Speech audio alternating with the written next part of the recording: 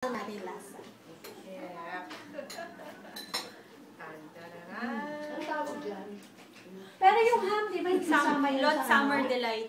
condiments na. Hindi, sabi niya yung ham hindi Ay, yung ham hindi siya napili. Hindi siya Parang napili. add-on na nila. Condiments. At saka yung mozzarella.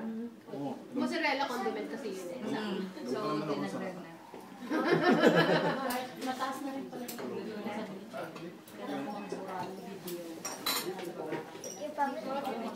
Sandali lang yan. Oh, comment na. Ako yung chicken, kahit without you putting the mozzarella and this ham, it's good by itself. Kasi ang sarap ng lasa niya, yung sa loob niya, tsaka malambot siya, oh. Tapos juicy, hindi siya dry. I don't know how you made it, pero hindi siya dry. Di ba ibang chicken breast, parang pag dry siya, parang ayaw mo nang kainin, matigas. Eto, ang sarap ng lasa niya, di ba? Perfect yung lasa niya. Yung Kasi lang chicken. pala, ano, Ha? joke lang. Hindi, bigla eh. Yan sa oven. Timing yan. Without you putting the ham and the mozzarella, yung chicken breast by itself, yung the way you marinated is really good. Kaya lang, yung ito is dito eh, yung nilagay ni side, yung too much, ano, parang dun oily ba? Kasi, tas hard, oo, tas naging hard yung, ano, yung vegetable.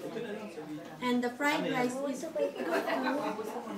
I would commend the meat of the chicken. It's really good.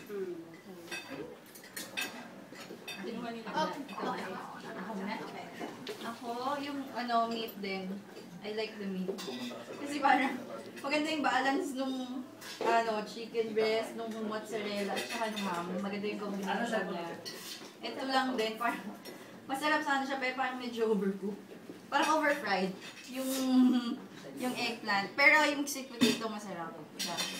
Parang well done lang. I like the shape of the plate.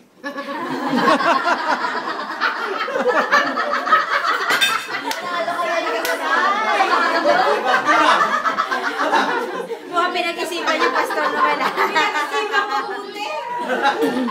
No, yung chicken is really good. Really good. Nung tinitingnan ko kanina, parang siguro to parang dry. Parang yung ham kasi parang alam dry. Pero pag tinikman mo, ang sarap pala. Tapos, Juicy siya. ang sarap ng ng vegetables. I like it when it's a little bit overcooked. So,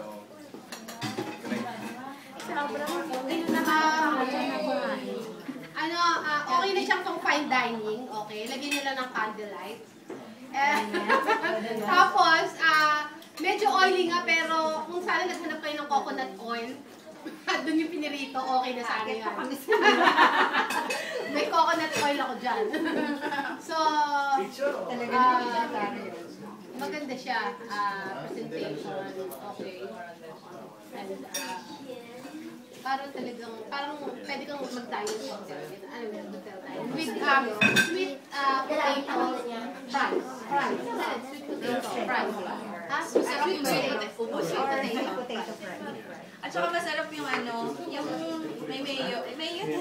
Plain mayo. Hindi mo siya makapansin. Pero pag na-touch ng veggie, siya, complementary.